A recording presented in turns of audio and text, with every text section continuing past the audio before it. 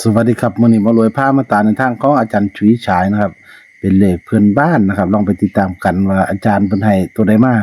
ทั้งเลขวิ่งทั้งเลขจับคู่ให้มาเน้นๆนะครับลองไปติดตามกันคือเขาครับอยู่กับแม่ตุ้ยแล้วครับกำลังตั้งท่ากันเตรียมตัวอยู่กัน แม่ตุ้ยก็อยู่ด้วยกันบ่ แม่นครับ โอ้หวัดดีแม่ตุ้ยหวัดดี สวัสดีค่ะ นั้นโทรมานี่ว่าสิเอาต่างแดนให้เพราะว่าหมู่ของหันก็ถือเขาจะเลขวิ่งคือเก้านั่น3งวดติดแล้วที่เขาจะเลขวิ่งเนาะเลขบ่แม่คือแค่นั้น เออ จับคู่กับพวกเขาให้งวดก่อนก็เขาเลขวิ่งตัวเดียวงวดนี้ก็เขาจะหางวดก่อนก็พุ่นเขาเลขวิ่ง ครับผม ก็ยังเฮ็ดจังได๋ล่ะเนาะเอาใหม่เนาะ แม่นอาจารย์มายากนะครับ ว่าให้จังได๋เพิ่นก็คันเพิ่นเอาเลขวิ่งไปหาตัวใส่ก็เพิ่นก็อาจจะได้อยู่ดอกเนาะ ครับผมเดี๋ยวจับคู่เขากะที่เขากันเนาะอาจารย์เนาะ ผมมันให้วิ่งหาไปน้ำอยู่แหมว่าหันก็ได้มันทั้งบ่นั่นให้ก็เดี๋ยวนี้ผมก็สิจังเก้าล้านสิเอาน้ำผมเดี๋ยวนี้รถบ่นี่ เอาเลยครับอาจารย์ บ่เอาเลยเนาะ ครับผม เอาเป็นวิ่ง2ตัวเด้อเพราะว่างวดก่อนมันในสูตรนี่มันผมติดตามสูตรนี่แหละเดี๋ยวนี้ ครับผม เดี๋ยวได้ไล่ให้ฟังตะก่อนสูตรนี่นั่นจริงๆนะผมก็เฮ็ดไว้อยู่ผมบ่เอาสูตรนี้ให้เมื่อกี้นี่กันเอาสูตรนี้ให้เขาทั้งบนทั้งล่างได้หม โอ้ อ เสียดายครับอาจารย์ ว่ายอดหลังเมืองเนาะบ่แม่นยอดหรอกผมก็เฮ็ดมาเรื่อยเนาะมันก็ได้วิ่ง3-4นี่มันก็ออก3-2-0เนาะ33-20วันนี้ว่าถัดมามันได้6กับ7แต่มันเข้า7มันออก1187เนาะ ครับ งวดนี้นี่มันได้วิ่ง5กับ6นี่บัดนี้มันก็ได้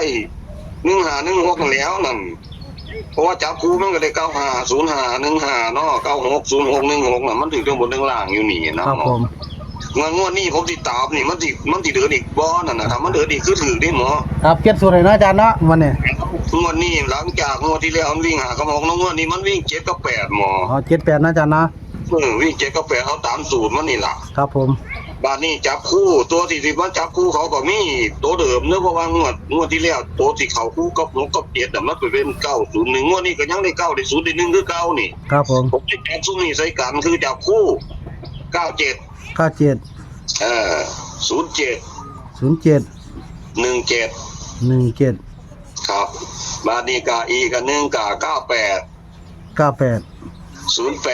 08 18 18แล้วบาดนี้ก็เลข3ตัวนี่เอาอยู่บ่เอาจักชุดหนึงเนาะหมอเนาะ ได้ครับอาจารย์ เอาจักชุดหนึงเอาเป็น298เอาคันเอา298คันนิ่งตัวนี้อีกเนาะเอาอีกตัวหนึงเป็น ได้ครับได้ เอา2ตัวนี่ล่ะ เจ็ดนะครับ798ป่ะ 298กับ798บาดนี้ผมสิเน้นๆให้เด้อในเลข2ตัวเด้อหมอเด้อเลข3ตัวบ่เน้นล่ะเลข2ตัวบ่สิเน้น97กับ98หมอ 97 98 97กับ98ก็ยังเน้นเลขสูงอยู่เพราะว่าเลขวิ่งมันเป็นเลขสูงแหม ครับผม ตัวประกบมันก็มีเลขสูงอยู่นำมันมี9กับ0กับ1เนาะถ้ามันลงตามก็จะเป็น07 17 08 18มันก็อยู่ในนี่เบิดเนาะ ครับ ถ้าสมมุติว่ามันยังเดินต่อก็คือถือกันล่ะหมอ ครับผม ทั้งเบิดเท่านี้ได้หมอลองเอาทวนมึงดู ใช้ไปตีอ่านให้ฟังนะครับอาจารย์ วิ่ง7กับ8จับคู่97 07 17 98 08 18 3ตัวก็มี298 798ค่ะเน้น97กับ98ค่ะ ครับถูกต้องครับถูกต้องค ถู รั ก บ ต้องบ่ได้เนาะอาจารย์เนาะ อ่า ถูกต้อง วันนี้อาจารย์ให้เลขงามๆนะครับสำหรับเลขวิ่งเพิ่นเนาะ อ่า ชัดเจนเนาะเรียนตัวเลขนะครับ7กับ8นี่แหละพี่น้องนะครับตัววงก็97 98เนาะอาจารย์เนาะ ครับลองเมืองงวดดิเพราะว่างวดก่อนผมให้วิ่งหากับ8เนาะ อืม งวดนี้มันวิ่ง7กับ8งวดก่อนวิ่งหากับ8จับคู่ก็ถูกหลักมันก็เข้าแต่เลขวิ่งเนาะ ครับผม ลองเมืองงวดนี่ก็ทั้งหมดทั้งมวลเท่านี้ล่ะ FC ภูเขาผู้เบิ่งคุณบอกคุณแม่กับพี่น้าเป็นตัวเด้อขอให้โชคดีร่ำรวยครับ ทุกคน เอาเดี๋ยวอาจารย์เดี๋ยวเด้อ เออ คุยกันจังหน่อยอาจารย์พอได้เวลา มันจะได้ลงไว้บ่ทันเวลาบ่ แม่นอาจารย์เว้าข้อเดียวคือส่งโดดนี่เด้ออาจารย์ บ่ ครับผม ก็เป็นห่วงที่จริงนั่นกับเป็นผมจับสูตรนี่ให้กระถือเลยล่ะเมื่อกี้ อื นี่ มมันเป็นคนละสูตรเนาะอาจารย์ มันคนละสูตรเด้สูตรที่ผมใจวิ่งหากับ8นี่คนละสูตร อืม เขาก็ถือมาเก่งคือกันน่ะนะหมอว่าเดี๋ยวเขามานี่มันก็หลุดนะครับ อาจารย์ใส่จักสูตรครับชั่วโมงเนี่ย ฮะ อาจารย์ใส่จักสูตรครับด้วยกันเฮ็ด โอ้หลายของผมมันนี่มันทราบกว่าสูตรอยู่นี่ ครับโอ้สมเป็นอาจารย์เลยเนาะ สูตรใดรู้ผมก็สิวางไว้ก่อนนี่คือสูตรเมื่อกี้นี่มันหลุดเนาะผมจับครูบ่ได้ผมวางไว้ อาจารย์ในจักอันนั้นว่าอาจารย์ยังห้อให้ห้อไหมอาจารย์ลีลาวดีวะ หูจักตัว เพิ่นว่าโอ้ยลูกฮักเพิ่นเด้อผมว่าซั่นน่ะ เขาเป็นลูกด้วยนั่นเขาเป็นลูกผมลูกใหญ่